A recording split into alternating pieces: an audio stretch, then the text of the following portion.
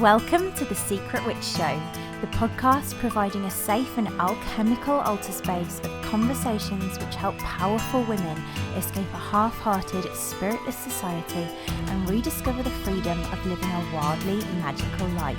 Every other week, we explore how to cast aside the wounds of shame, guilt, and fear connected with fully being yourself, so you can grant yourself permission to stop hiding, ground soulfully back into your body, illuminate your whole soul desires, tend your soul, rediscover and reclaim your powerful gifts, express your magic, and manifest your wildest alchemy.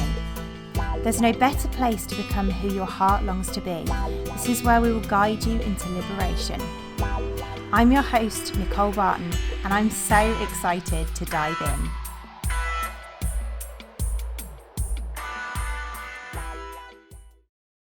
Hello, my loves. Welcome to the show. So many women are hiding their power for fear of being seen as either too much or not enough, feeling shame, mistrust, and fear of their capacity to manifest magical lives. So, I've created a free, juicy, live Manifesting with the Moon open circle gathering for our sisterhood of secret witches, aka powerful women in hiding, for new moon each month. Manifesting with the Moon is where you can get up close and intimate with me as I share my wild alchemy wisdom whilst holding you as you take your tender first steps into the path of liberating your wild witch and manifesting the magical life your unique soul longs for. Come and sit by the virtual fire with us. Spaces are limited, so book your tickets at www.nicolebarton.co.uk/moon-circle. My guest on today's show is Mariana Louis, who is a tarot reader, scholar and writer from New York City. She's the creator of Persephone's Sister, a platform for spiritual education and magical guidance, blending depth psychology, sacred feminism and witchcraft. She works both with one-on-one clients as an intuitive reader and leads community seminars and circles for soulful deepening and learning. She's also a lover of the poetry of Rilke, the music of Hildegard von Bingen, and the sweetness of her husband and kitty familiars. This episode was a lot of fun, so let's dive in. Well, welcome, Mariana. Gosh, I was really drawn into your beautiful work. You describe that you blend psychology, mysticism, magic, and the sacred feminine to guide people's psycho-spiritual journey. So that all sounds right up my street. I'm very excited to dive into this. And so thank you for coming on here to share this rather gorgeous sounding point of view. It's my pleasure. Yeah, no, I'm very excited. So I guess for me, the best place it feels to begin is I wonder whether you could just share with us your own personal journey and like how you got into the particular line of work that you do.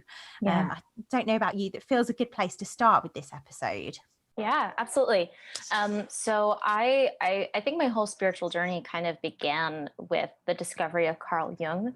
I was raised Catholic, very Catholic as a kid, wanted to be a priest for a long time. That was a hopeless dream. And then I sort of had that moment, I think, as we become young adults where everything started to fall apart. My faith and my beliefs about feminism and just the archetypes that were really speaking to me, none of these things really seemed to work together. So when I found the work of Carl Jung, who's a psychologist who really, the way I kind of define it, and maybe other Jungians would disagree with me, but it's sort of like a psychology of the soul. And through his work, I started reading about archetypes, and I started reading about the archetypal feminine. And that just sort of, I got totally wrapped up in diving into this. And I went and I got my master's work in Western intellectual traditions with the goal of discovering where the divine feminine has risen throughout Western history, and where we can discover her. Because, of course, living in patriarchy, it's actually really hard to discover what that divine feminine essence is in its most natural form. And that was sort of the journey, how I just was fascinated. I just kept being fascinated by new ideas. And I also picked up the tarot and other spiritual things along the way that just kind of folded right into all this other stuff I was investigating. Wow, yeah, there's a couple of things already in that which show that this is kind of completely synchronistic as well. Because actually, when you were coming on, I asked my group, like, what questions do you have about the divine feminine? And they were like, how do we protect ourselves from the patriarchy? So we can come to that in a little while. It's brilliant that you've just kind of named that straight out. But yeah, and I personally also am really kind of being inspired by Jung's work as well. So so that's very exciting. I guess my next question is, we'll start kind of with the basics, like what is the divine feminine? Because some secret witches may not even have kind of explored this yet. So I think if we start like from the very beginning, that would be really helpful. Well, that is the question. I think that's the question that we don't really have an answer for yet, which is why everyone's so fascinated by it. The divine feminine, if we think about the world archetypally, we think about, well, first of all, archetypes are the experiences of humanity that exist innately within all people, within this collective unconscious we all share. And so we most easily kind of discover these archetypes in like, the archetype of the villain and the archetype of the seductress. Like these are all archetypes we see in stories. But then there's these much larger, much more profound archetypes of masculinity, femininity, these expressions and experiences of being human. And we have been in relationship with divine masculinity for all of our history. For all of time that we've been recording history, there has been pretty much a centric male, like God figure, right? So we've all had to understand how to relate to that. But the goddess, the feminine side of our experience, which is just as powerful and just as important, has been repressed and pushed down. And I mean, we're gonna go into patriarchy anyway right now, I guess, because you really can't talk about one without the other. I think the reason that we've lost the divine feminine is because our world was patriarchal. It put this masculine figure at the top of the hierarchy. And so the oppositional component, the other side of that polarity, was kind of pushed away into the shadow side of society. And so today in our kind of revolution, spiritual revolution that so many are experiencing, and this recovery of that archetypal witch energy, we're realizing that this feminine is so foundational to our experience of our humanity. And we want to understand what that other side is, just what is it? And that's why it's such a difficult question to answer, because I don't think we really know yet, because we've been so out of touch with it for thousands of years. And so our work is to recover it, is to learn about it through, studying and just expanding our knowledge, but also to sense it internally as that archetypal experience itself. And it's for all people too, not women or men or anyone. Every person is invited to connect to the divine feminine, because we all have that polarity within us. Yeah, that's so important to highlight, actually, is that, and likewise, like as women, we also have the masculine element, I'm guessing. Yes. So like it's, and the balance of the two, it feels, is kind of crucial to understand as a lens. Almost I see it as like a lens within which to view ourselves and kind of see how we're showing up in the world, I guess. Yeah, absolutely. We need things to be in balance. I like to think of it this way. If you like look at sort of in a more ancient context, the mother goddess might be the entity that creates the world, but then the father god would be the one that structures it. And so you can't really have one with the other. The feminine might be the experience of the chaos of creation, but the masculine is the creator of order, of making sense out of things. And so like we all have that experience all the time of being one day having an emotion that makes us feel entirely chaotic and we're just a total mess, but we have to feel the emotion to experience ourselves. And then after some time, we start to understand it. And that's that more masculine part of ourselves that's looking to make sense of the experience itself, to give meaning to it. And I think that balance is constantly at play in us. Yeah, I love that. And I remember seeing one day there was a post. I can't remember where I saw it now, but I remember seeing it had like it was the riverbed, and it had like these really solid banks, and then the water was flowing through them, and it was like that represented almost the masculine holding and the Yeah. feminine flowing. And I love that. That was kind of a really obvious, kind of simple way of me understanding it at the time, I think. No, that's a really good analogy for it, because it's hard for us to understand. I think that one of the trickiest things when we're talking about the divine feminine is like these keywords. Um, we've had these keywords for about 2,000 years. They're not new to us, but we tend to think of the feminine as like passive and nurturing, and these just like very generic words that tend to just continue to pigeonhole people, mostly women and people who identify more with the feminine side, as sort of just fitting into what stereotypical femininity looks like, which is not what the divine feminine is. I think that's a really important distinction. How you dress, how you look, if you're a nurturing person or not a nurturing person, if you speak up for yourself or you tend to kind of hold back and keep things quiet, those are not necessarily going to be feminine qualities. It's you're not less connected to the divine feminine if you're quiet and don't like show up as that wild witch archetype all the time.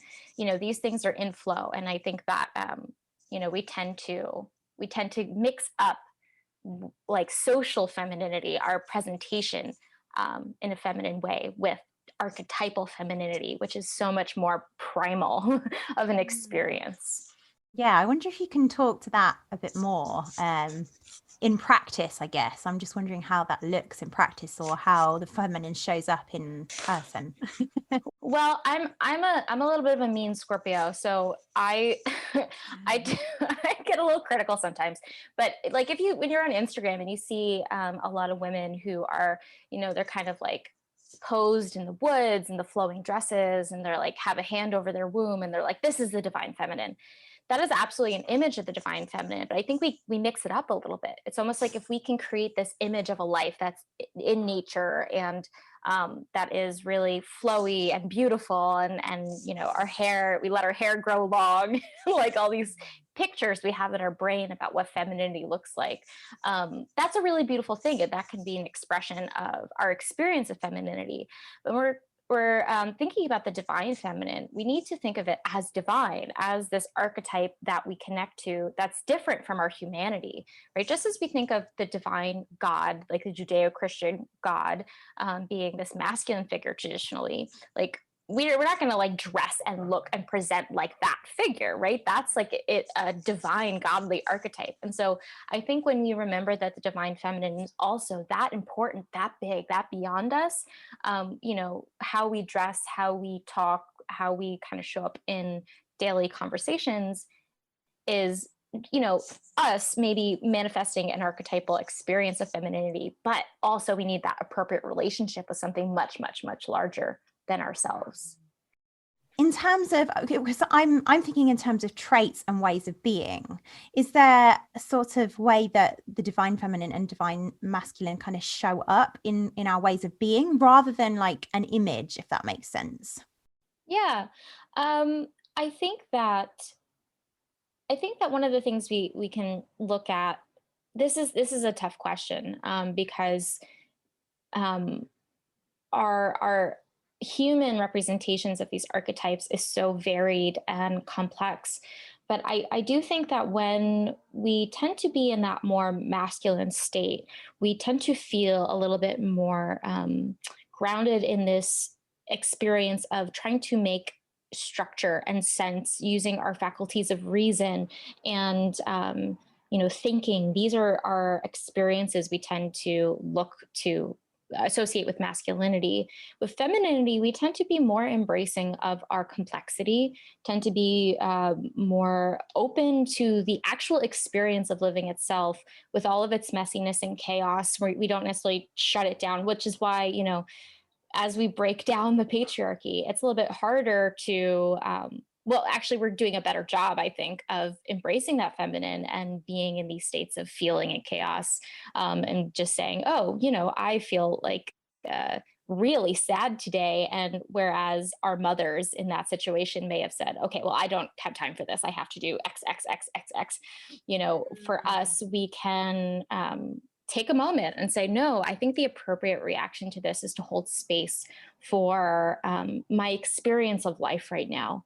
And I think that's a very feminine response to living. I think that's a very positive way that we can embrace that divine feminine. And I think, we tend to think of the divine feminine being a little bit more passive. This is a very toxic word that we've inherited associated with the feminine, and it's not passive whatsoever. I think that if anything, the masculine tends to be a little bit more passive, tends to be a little bit more removed, where the feminine is eager to sort of embrace things with relation. It tries to make relationship to things. So, if that's where our empathy comes from, right? We see somebody in pain, we immediately experience that empathetic response and want to relate to that person. And that's a really powerful experience of the feminine, in my opinion. I love that. I love how you've just kind of described that, because it feel like I can feel that difference more in my body, if that makes sense. It starts to make sense of like how the masculine and feminine kind of shows up in our lives, I guess. You've talked about archetypes again. Maybe the Secret Witch listeners aren't familiar with archetypes. I wonder whether you can just dive into that a little bit. Yeah, so Carl Jung, psychologist at the turn of the 20th century, so most people have heard of Freud, and Freud is basically the father of psychotherapy, and he came up with the idea that there is an unconscious, that there is a state of experience or being that's below our conscious mind. So this is where we get, our secret longings and our desires, or, the Oedipus complex is the famous thing that exists in our unconscious. And Jung was one of his students, and Jung actually broke away from him because he believed that what our unconscious was there to do, beyond just our personal experience, was to unite us collectively. And there was a collective unconscious that we all participate in and we all draw from. And this is where our mythologies come from. This is where just the condition of humanity is drawn from. And the experiences in this collective unconscious he called the archetypes. And so the archetypes are the constellated experiences of humanity that are both maybe created by us and also beyond us, and that create us. It's all sorts of metaphysical and philosophical and wonderful, but the idea is basically that for example, the archetype of the mother is something that we all have a relationship to. When we have mothers that maybe failed us in some way, we're not loving enough or didn't care for us the way we expected. The reason that hurts, the reason that there's a wound in that, is because we hold the archetypal mother inside of ourselves, and we know like our real mother is not matching what this archetype is inside myself, and so there's a pain in that. So we all intuitively know what these archetypes are, what their expression should be in the world, and they just kind of exist in our unconscious, and sometimes they come up and they have more an effect. There's moments where I've been very obsessed with some old man and who's very smart. I'm like, oh, I've got this archetype of the like old wise man sticking in my brain, and he really wants to like latch onto something. When you embrace the archetypes, I think that you get a much clearer picture of how you relate to everybody else. Like this sense of oneness of human experience is really profound. Yeah, I really love how you described that, and actually haven't heard it described quite in that way. And it just kind of really, that I love that. For me, the way I kind of understand it is like they're almost like powerful mirrors for us to be able to see, like you said, about how we relate in the world, and kind of almost like a gateway into seeing how we are showing up in the world. But also I know my own coach has described it as that we've got like so many different stories available to us of like who we want to be, and we can kind of choose any one of them. and actually most people in society aren't really seeing that that's available. They're kind of walking around unconsciously. So I don't know how you feel about that. No, I think that's true. I think that the archetypes, the way I relate to them, I think a lot of people do, is almost like we can see them as like the gods of our unconscious. So we can relate to them, but sometimes they also are beyond our human ability to like take control, so we almost have to be in relationship with them. And I think that a lot of people are walking around very unconsciously, and they have these archetypal experiences that they don't know that's what it is, and they don't really take the time to investigate and to engage with that archetypal experience. I mean, as a tarot reader, every time I get somebody who comes to me for a reading and they bring up something that they find to be stupid, they're like, I'm in a fight with my friend, and this should not be what I get a tarot reading about, right? Like, I should be, what's my soul purpose or whatever. And they're like, but I can't stop thinking about this fight with a friend. And this friend has, done this to me and whatever.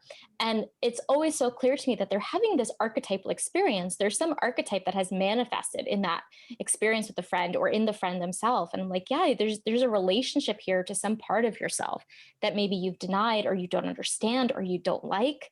And this whole experience is calling up something really deep. And it's often these very stupid seeming situations in our life that brings up the most profound things that we need to encounter.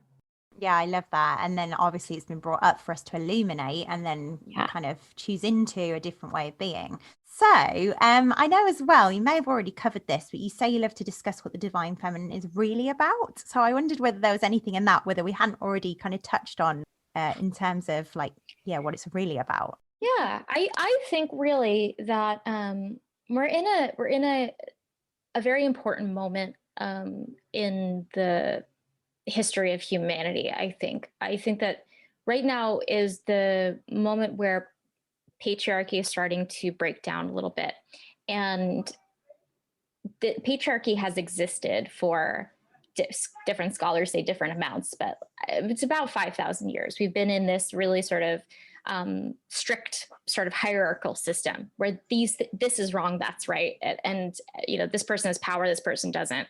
And when we start to consciously choose a feminine paradigm, I think that we bring such an intentional shift to the world. And I think that it's people's responsibility right now, especially witches, especially people who are a little bit conscious of this, to be intentional about how they can foster that shift into the feminine paradigm, or a balance really between the feminine and masculine paradigm.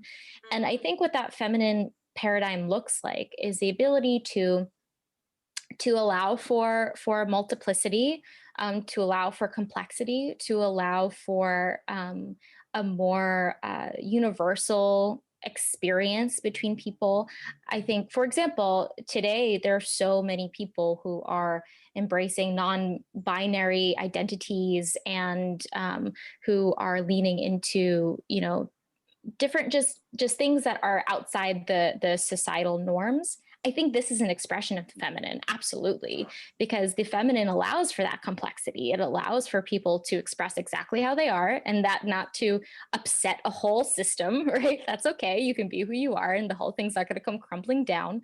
And I think that we also want to lean into a world in which we are based in feeling just as much as thinking, and we're based in embodied experience just as much as we are in, what is quantifiable, what seems like progress based on our calculations and things like this. And it's just sort of moving into a more fluid experience of living that I think is very, very important. And I think we're already on our way to it, but we can be more intentional about it. We can be more conscious of it. I think for me, that's what the divine feminine is really about. And it's about liberating myself and liberating, when you really embrace the divine feminine, all of a sudden you start to look back at all the ways that you rejected yourself. And there's so many countless moments you'll find of like, wow, I really shut myself off in that moment. And if I was more conscious of this feminine side of myself that wanted to express that depth of emotion, or that wasn't crazy, even though everyone was telling me I was acting like I was crazy, and I just had complexity. I think the secret witch really does feel like they have to kind of fit into the world. Whereas actually, it's this whole podcast has been created based on the idea that actually, we are able to be who we are. So I really love that is actually kind of almost what the divine feminine is representing in how you're exploring it here with us. Yeah, absolutely. And the witch is an important archetype too when we're thinking about the divine feminine, because if we think historically, excuse me, if we think historically about what the witch means, the witch has been somebody who's been persecuted, right? Who's been bodily harmed, exiled, and they usually display some kind of feminine agency, authority, power that is extremely attached to that idea of the divine feminine, and directly threatens patriarchal stability. And that's why they're harmed, and that's why they're exiled, because that power of really fully embracing the divine feminine directly threatens the supremacy of patriarchy. And like a really good example of this is Lilith, the story of Lilith. She is She's had many incarnations throughout history, but the most fascinating one, in my opinion, is from the Alphabet of Ben Sira, who is a medieval philosopher, Jewish philosopher. And he basically said that Lilith was the first wife of Adam. And when Lilith was made, she and Adam were created at the same moment, from the same earth, at the same time by God. And so they were equal. And then Adam tried to lay with her and get on top. And she said, no, no, no, we're equal. We don't do this with somebody on top. We're going to be side by side, equal in all things. And Adam complained to God. He was like, she's not subordinate. How do I do this if I don't have a subordinate woman? And God said to Lilith, you got to kind of pull yourself together a little bit and do what your husband tells you to do. And she says, there's no chance I'm not doing that. And in fact, I'd rather you exile me and cast me into whatever hell you've imagined for me. And that's exactly what God does. And she embraces that willingly. And so she becomes this witch demon that, like, in the lore, she like goes around devouring babies and does all these horrible things. But really, in this representation of her, she was feminine power. She was just like, I am equal in all things. I'm declaring that I have these. And she actually, in the story too, was the only one who knew God's secret name. So there's a wisdom about her that was particular to her. And I think that this is sort of what the witch is about now. It's looking at the corrupted story of the witch as being the demon and being the devourer and being this old hag that just kills children and all the terrible stuff that patriarchy has put on her to make her seem really scary, and reclaiming what she is at her core, which is agency, authority, power, a full embodied knowing of who she is, what her power is in the world, what she's here to do.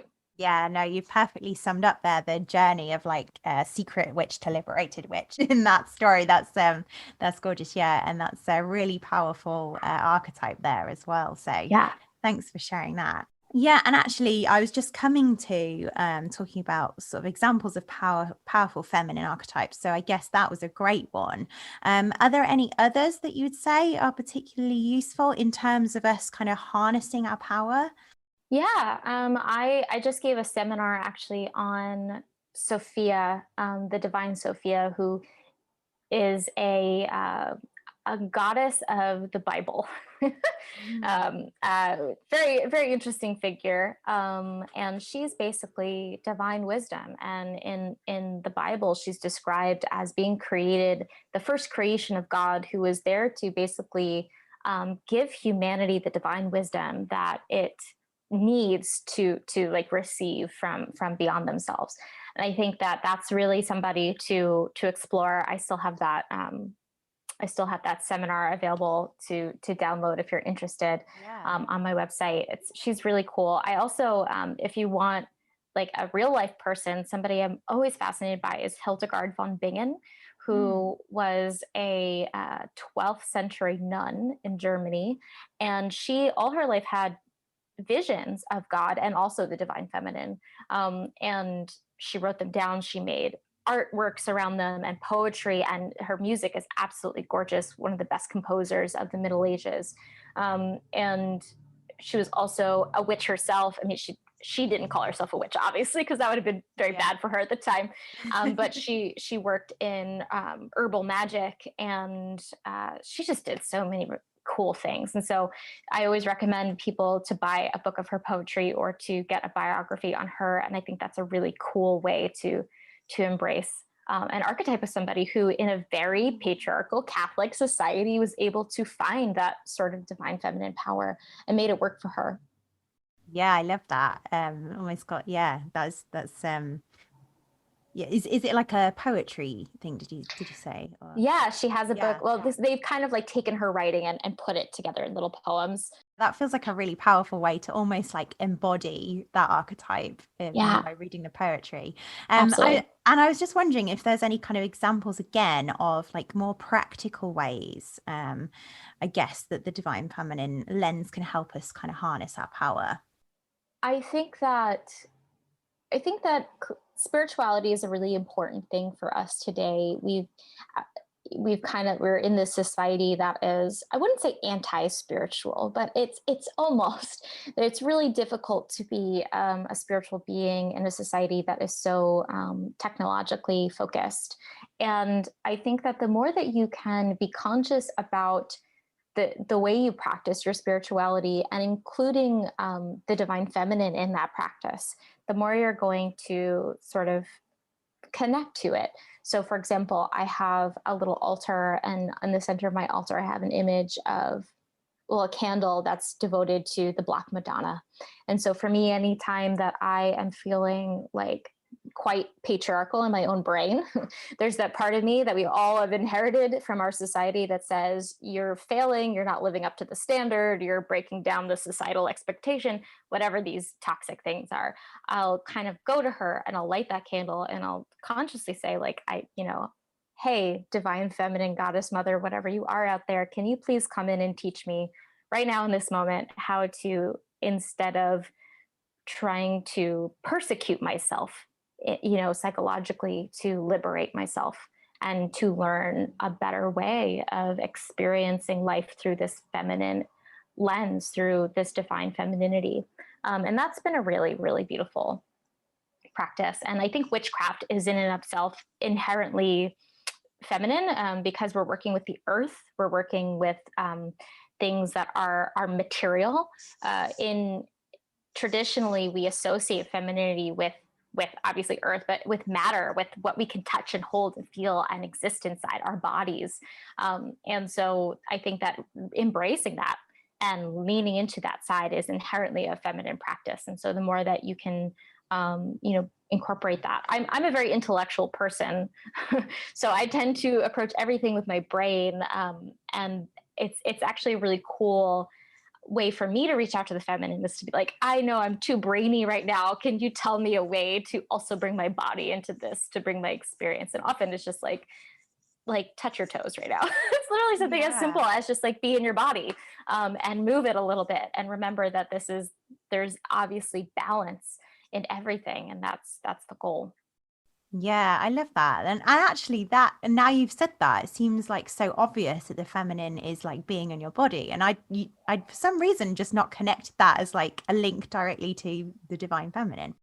Something really fascinating, I've been studying this recently, in ancient times, in ancient Greece and in the Middle Ages too, they believed spirit and soul were different things. And so spirit is the thing that connects to God. It's the ability that we have to understand God and everything. And so it's sort of this masculine principle. And then we have soul, which is the animating force, is literally the thing that gives us life. And that's more of that feminine principle. And so I think that the goal is not to choose one or the other. It's to find balance between the parts of ourselves that can be fully, inspired in spirit, and also be fully in the soul, in the thing that makes us live, that creates life itself within us. Yeah, I love that. And I completely can't see why I've never linked the two before, because I've kind of read, I don't know if you've read Bill Plotkin's Soulcraft. No, I haven't. A lot of my work is around that and kind of the descent to soul. But I've also kind of, and I've talked about this in another episode, talked about the ascension path. And I almost see it, well, I do see it as like this gorgeous co-creation between soul and spirit. So that makes perfect sense. Yeah, I think it's hard sometimes because we live in a patriarchal society to see the the beautiful parts of masculinity, right? That sort of more masculine principle. We just associate it so much with how it's been unchecked, which is what patriarchy is. It's just the masculine principle without its balancing counterpart. And so, I think that it's a really, really powerful thing to reclaim both those sides and to say, oh, wow, like this, when I'm thinking about spirit, I'm thinking about this really beautiful part of divine masculinity that I need, that is so essential to me. But I also need the embodied experience, which maybe is a little bit harder to access sometimes, a little bit more uncomfortable for us. Yeah, it makes perfect sense why it's uncomfortable for us as well. Yeah. So yeah, gorgeous. Thank you for that. Yeah. Now I did, I think you've just answered actually, because I said I reached out to the community to offer some questions for us today. And yeah, one of the questions was, are there any simple steps you can take to help you fully embrace her, like in practice? So I guess your example there of like the candle and kind of, yeah, I love that. I think that speaks to that. Was there anything else that you would add to that, or? Yeah, I think being conscious about your words. For example, I when I was a Catholic kid, I was always, praying to Jesus or God, and I would use very masculine words. And I've intentionally now, replaced those words with goddess and just these more feminine things, because it intentionally shifts my focus to understanding that. And sometimes I'll even speak to God, and sometimes I'll speak to goddess, and I'll just, which one do I need today? Which side of myself do I need to call to embrace?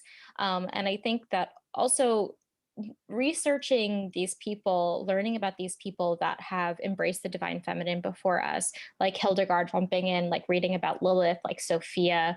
I think that these are really powerful ways, very easy steps. There's so very many books out there about this that are excellent.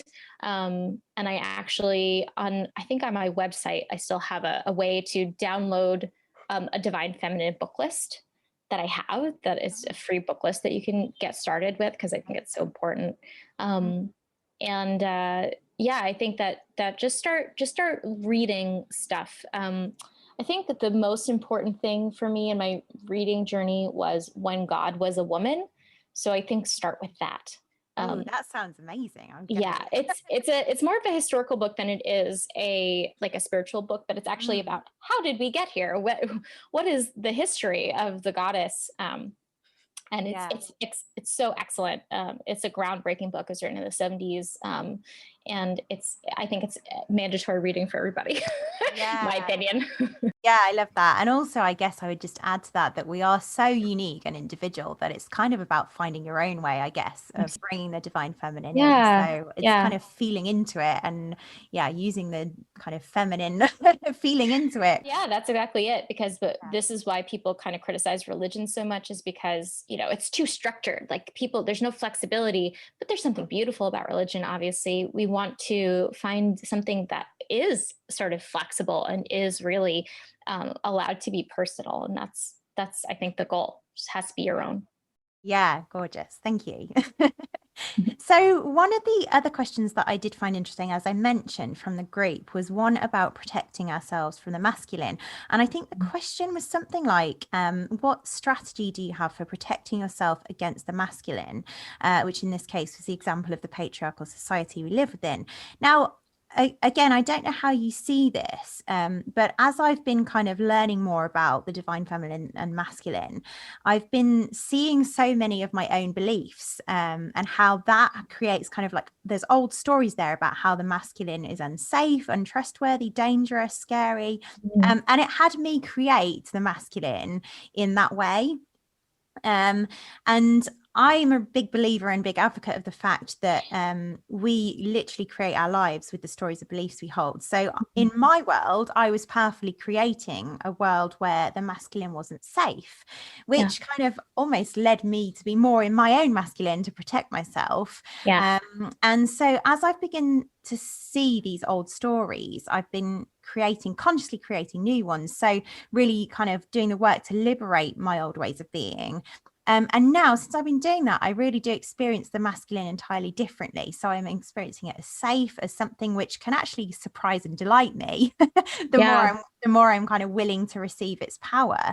And so my sense of this is that as we kind of liberate our own beliefs and focus on our power from love, the masculine becomes experienced differently. So I guess why, there's a couple of questions in here, maybe. I think, like, do we need protecting from the masculine? And is it also more helpful to illuminate how our own inner voice is almost what needs liberating when fears show up in relation to the masculine or indeed the feminine? Yeah, that's a great question. I think that we do in some ways need protection because again, we have to distinguish between patriarchy and masculinity.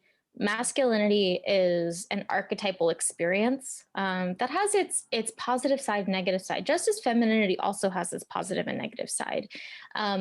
We can very easily attach or think of the negative side of the feminine when we think of like the death crone and the terrible devouring mother. Like these are also really potent archetypes that are so ancient, and they're part of it. And or like the best one is what Lady Macbeth, right? Like whenever when I was reading Macbeth in high school, I was always like, oh my God, she's horrible, and yet there's something in me that knows this person. Like it's just this integral archetype, and so there's polarities even in those. And I think patriarchy is the expression of the more negative side of the masculine because it's been unchecked. It's not had that balancing component. It's also very many positive things. Actually, when I was doing my graduate thesis, I was writing about patriarchy and I called it a cancer. And I was very angry. I was much younger and I was very pissed off about it. And I like wrote this, and my advisor, who was a 80-year-old white dude living on the Upper West Side in Manhattan, wrote, "It wasn't all bad, was it?" Like in the margin. And I was like, oh, you're right. It wasn't all bad, but also very cute. I think that we do need protection from patriarchy, and that's going to cost us a little bit of that intuitive experience of the masculine. We kind of need to reforge that relationship.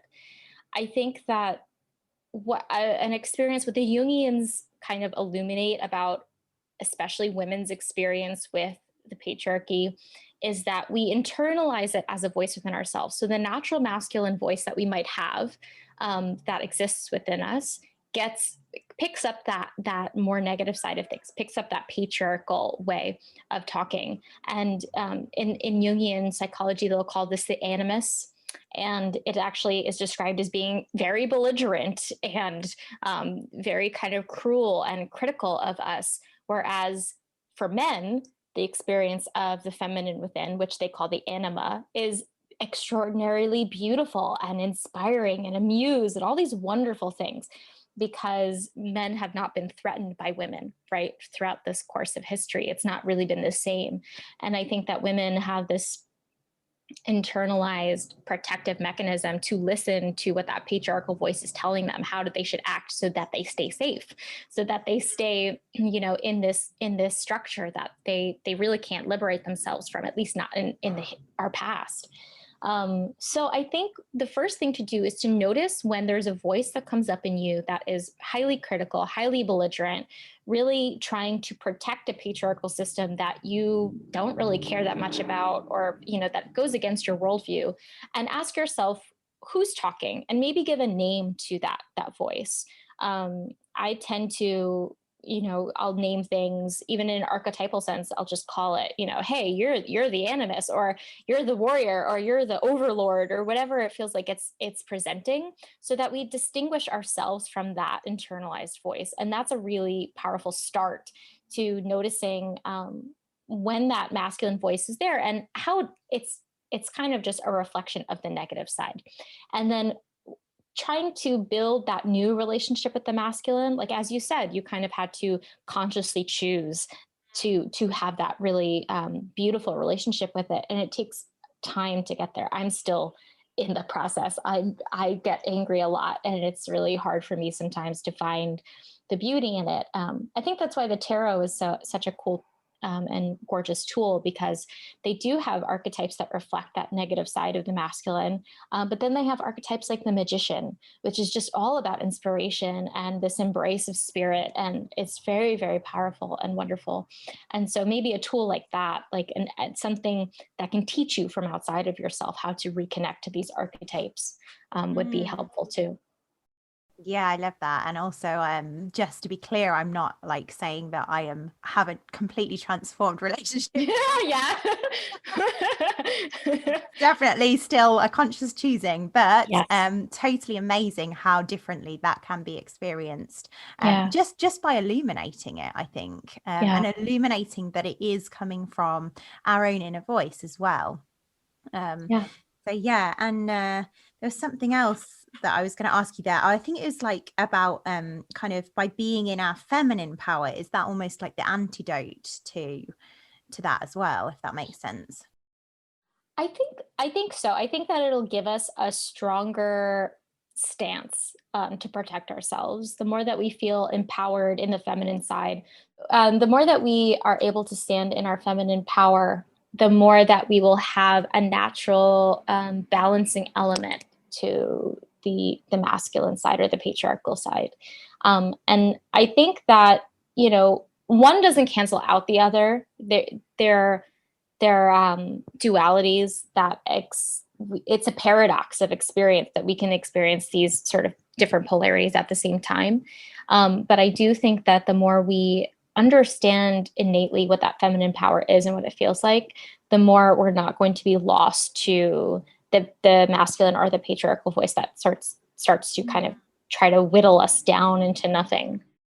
I wonder if you can speak to the feeling of feminine power, if that makes sense. Because for me, like the word power itself conjures up this very masculine idea of like what power is. So I just wondered if you kind of could describe what feminine power feels like. I think you're right. I think the word power in and of itself, we tend to associate with masculinity. And I think that might even be a societal reaction, because men literally are the holders of power, have been. I think that a really good example of the way I conceptualize feminine power is in the image of the Black Madonna. So in Europe, in like the 14th century, around then, we started seeing all of a sudden these images of Mary who had black skin. And, everyone in Europe was white. So they're like, historians are like, why is that happening? It's very strange. And, there's some theories about how they were, there was like ash in the air from the candles and whatever, but there were some who were very much painted black, and there's hundreds of these images. And when you look at them, so many of them have a very different appearance than the traditional Mary. Sometimes they're without the child Jesus, and sometimes they are sitting with Jesus in their lap and they're looking straight at you. And this is different. Like usually when we see Mary, she's looking at the baby or she's kind of looking away. She's demure. She doesn't have authority over anything. But all of a sudden, these Black Madonnas would look straight at you, and there's an obvious power inside of there. And she's not, wielding a scepter and telling people what to do. It's not the same kind of image of a masculine power we have of like, being able to order everything and be the one on top. Instead, there is a quiet sovereignty within herself that is totally self-possessed. And I really like the sort of idea of also this Sophia that I mentioned earlier. She's the archetypal virgin. And I know virgin is like a word we want to throw out. We want to burn it to the ground. But there's something really powerful about the ancient idea of the archetype of the virgin. It had nothing to do with whether she had sex or not. It was completely about whether she needed a relationship to the masculine to be powerful, to be her own person of authority. And virginity back then meant that that it was her feminine essence itself, unrelated to anything else. That was her power. And I think that that's a really kind of good like window to understand feminine powers, to kind of reflect on this archetypal virgin. Diana or Artemis, that's an expression of the archetypal virgin. Sophia is the archetypal virgin. Go into the mythologies and read about these women who, whether they had kids or not, was really not the point. It's because a lot of them end up having children because they're like continuations of themselves. But it's really about whether they were married or whether they were bound to another partner, and looking at how these archetypes were just in and of themselves totally self-contained and powerful, and they don't need to get to be told their power or to be given their power by somebody else. It's innate inside of them. Yeah, I love that. And of course, I'm going to look up all those archetypes now as well. Yeah, thank you. I love the way you described it as like quiet sovereignty, and almost this sense of like pure love, almost. I don't know. Yeah, gorgeous. Okay, thank you for that. That's a good gem.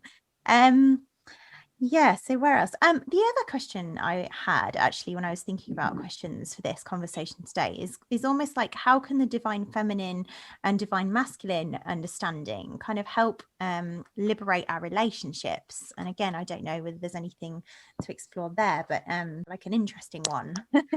That's I think something that I'm still figuring out myself. I think that one of the things that happens a lot, and I'm married. I've been married for 6 years. I was a little young when I got married, but I've been with my partner, my husband, since I was 17. So we've had a really long journey together, a beautiful one. And when I first started embracing the divine feminine, it was really hard for me at first because he didn't really understand, and there was a lot of inner conflict over like, does he see this part of me emerging? Can he see it? Is he even able to? And I think that what it did for me is realize that I was looking to him as the archetypal masculine sort of that I was trying to unite to give me validation for embracing the divine feminine. It was like a weird backwards thing, and it sort of illuminated my own experience of still needing this masculine or this patriarchal voice to tell me I'm doing, like, I'm okay, like I'm of value, I am doing my part, whatever. So I think that the more you can embrace the divine feminine and see it as an experience internally that is not going to necessarily touch other people, it's really just about yourself and how to find your own way of acknowledging yourself, acknowledging your journey, the more you're actually going to be able to show up in relationships without feeling that need for validation. I think that that's an experience a lot of women especially have, this need to be validated. Because our society has told us for a long time that we're of very little value to it. So we need to sort of have that person that tells us, no, you're important to me. I do have love for you. You're not crazy. You're not all these stereotypes, all these horrible things that you could be. And I think the more that we embrace the divine feminine, the more that we create that better balance within ourselves, and these maybe things in our relationships that would put us in weird power dynamics before tend to ease up a little bit, at least in my personal experience. But I'm sure there's a lot of people who have a lot better thoughts on that. No, I love that. Thank you for sharing that. And I asked the question, I think, because when I started to look at the kind of divine feminine lens, it almost just highlighted how much I was in my masculine in my own relationships. Oh, yeah. I needed to be in control because this man was not going to get it right. And actually, that was a very shadowy way of being in relationship. And again, it's really illuminated for me how actually I can be really surprised and delighted by a man providing for me. Yeah, I think that definitely worth investigating some of the books written by the Jungian women who wrote about feminine psychology, like Marion Woodman and Marie-Louise von Franz. They write a lot about how very, very many women experience this sort of almost animus, like possession, they sort of call it, like this taking over of that masculine principle, and how so many women actually experience when they get to a moment where what they really need is this embrace of the feminine, they really need to just feel totally held by themselves, totally contained, totally loved, totally, in relationship with their natural way of being. They instead continue to break themselves off from it by embracing their masculine side, because that makes more sense to them. That's more societally accepted, socially accepted. So I think that's something that I have absolutely experienced. This, I know that I'm a person of power. I know that I am a person who embraces that feminine power, but I didn't know how to do that healthily. And so instead I would embrace this masculine false power that was just like, I'm in control of everything and everything you do is wrong. I actually just realized this the other day. This might be a funny thing, but like there's one little way that my masculine side is still kind of like poking. My husband and I have our different like TV, like Netflix accounts and like Hulu accounts or whatever. And my name is on all of them. And he put his name on one of them, and I got a little bit like, no, it's mine. I'm the leader here. I'm the one in control. And I was like, that is so funny. But I have the ability now to see that and to know, like, I want to feel like I'm in control. This makes me feel powerful, but I don't need that to make me feel powerful. I can feel powerful in the fact that I have my own, internal archetypal sort of virgin power, that quiet sovereignty within myself, that is untouchable by whether or not like my husband's name is on the account or not. I love that so much. Yeah, it's gorgeous. It's totally relatable for me as well, because that's definitely my experience of recent times. And it's really funny because just illuminating it just really does create a shift. So that's amazing. And actually, they're mentioning books. The book that comes to mind that I read that kind of changed all that and shifted all that for me was The Queen's Code by Alison Armstrong. I don't know whether I haven't heard of that one either. It's it's quite a cheesy one, but it's really easy reading. So it's really that's one that really had an impact for me in terms of my understanding of the divine feminine. So my last question, I guess, before we end, because I know we're coming up to the end now, is, I know you've mentioned a few books. Are there any other books that you would say are really important to listen to for anyone who is kind of looking to understand this a little bit more? I think that Marion Woodman is very important for this topic. Marion Woodman was a Jungian analyst, but she also, she's very accessible. She's not too analytical. She's a really good read. She has one book called The Dark Goddess. I have it on my bookshelf. I'm just looking at it. Dancing in the Flames, transformations of, I think, the dark goddess and consciousness, something like that. It's a long title, but Dancing in the Flames. And then she also has a book called Coming Home to Myself, which is actually a book of poetic reflections. So it's very, very nice, like little read at the start of your day, just to read one of her little poems. And they're totally about embracing feminine consciousness. And she does it in a really excellent, very embodied way.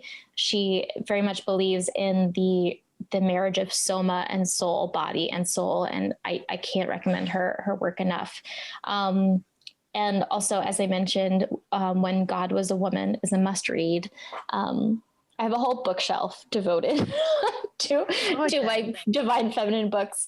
Also, I would say Jean, I think her name is Jean Bolin. Jane, I think it's Jane Bolin, Goddesses in Every Woman. That's a really powerful one. And also The Spiral Dance by Starhawk. The Spiral Dance is a book that's like practice around the divine feminine. It's like creating a divine feminine practice. It's a little bit more practical.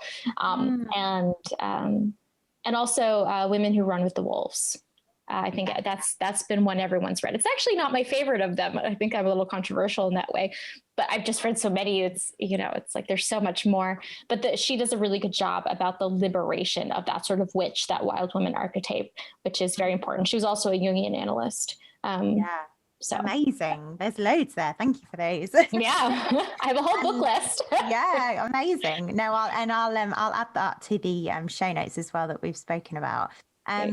And yeah, I guess finally, I'm just going to invite you to share anything that you're working on, because it sounds like you've got loads of great resources as well. So yeah, and I'll share these in the show notes if you've got any to share with us. I am working as a personal tarot consultant. You can look at how to work with me on my website. I'm also teaching seminars very regularly. This most recent seminar I did was on the goddess Sophia. That is still available for instant viewing on my website. And the next seminar I'm doing in a few weeks is the mystical quests of the major arcana of the tarot, looking at the major arcana through Hermeticism, Kabbalah, and the mythological journey. So that's what's coming up for me. And you can also check out my YouTube. I have a YouTube channel where I talk about goddesses and I talk about the divine feminine, and I talk about witchcraft. And Instagram, best way to connect with me is via Instagram. So yeah, those are, and that's Persephone's sister, isn't it? Yeah, Persephone's sister. Yeah, gorgeous. I'm going to put all of that in the show notes. That's great. And just before we do, I know you talked about your tarot. It's you call it a new style of reading called archetypal tarot readings. So I just wondered if you could share a little bit about that just to end.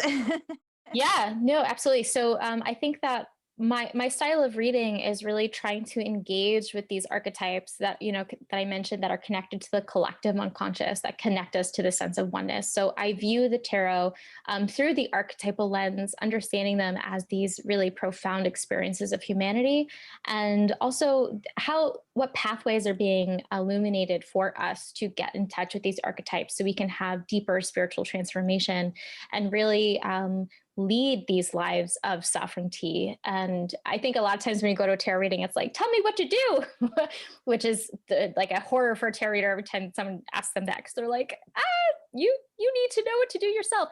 The goal is instead to find out the realities that you're actually experiencing in true depth and meaning and presence. And then through that, start to intuit the pathways to getting really on your path of individuation, becoming wholly yourself. And that's what I try to facilitate in my readings. And they've been really beautiful, really successful.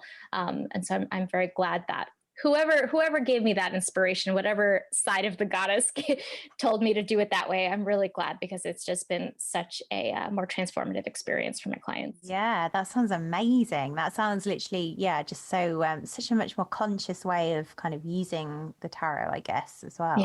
Yeah, beautiful. Oh, well, thank you. I loved all of that. Thank you so much. Yeah, that's wonderful. Thank you very much. Thank you. This has been such a pleasure. What a magical conversation. I loved the depth we went into there with Mariana about the divine feminine and archetypes. Here are my key takeaways. The divine feminine lens and archetypes are really powerful mirrors that we can use to make sense of our experiences of life. There are so many different powerful stories within us that we can resonate with to learn more about our experience. Our wounds, even our simple day-to-day dramas, are usually pointing us to dive deeper into exploring where we're experiencing different archetypes. And archetypes can be a really powerful tool to illuminate the wounds we have and begin to reclaim our power. Often our wounds are pointing us to what needs to be freed. For example, our old stories about the masculine are ready to be seen and liberated for us to move into new ways of being with our feminine. The word power can conjure up images of masculinity, and toxic masculinity at that, but our feminine power is felt as a quiet, pure sovereignty, a power from love, and a great archetype that represents this is the Black Madonna. It's really important when looking at the divine feminine that we also balance the divine masculine. A really interesting lens is that the feminine is felt in the body and represents the soul, and the masculine is representative of the spirit. And life is a beautiful co-creation of the two. We can harness the divine feminine practically in our lives in ways such as using our words more consciously, for example, replacing the word God with goddess, or maybe lighting a candle to be shown more about our complexity and being more embodied. It's about finding your own unique expression of the feminine. If you'd like to get the show notes and links for everything we've chatted about in this episode, head to www.secretwitch.co.uk. If you know a secret witch who would love this episode, please share with them to help them liberate themselves.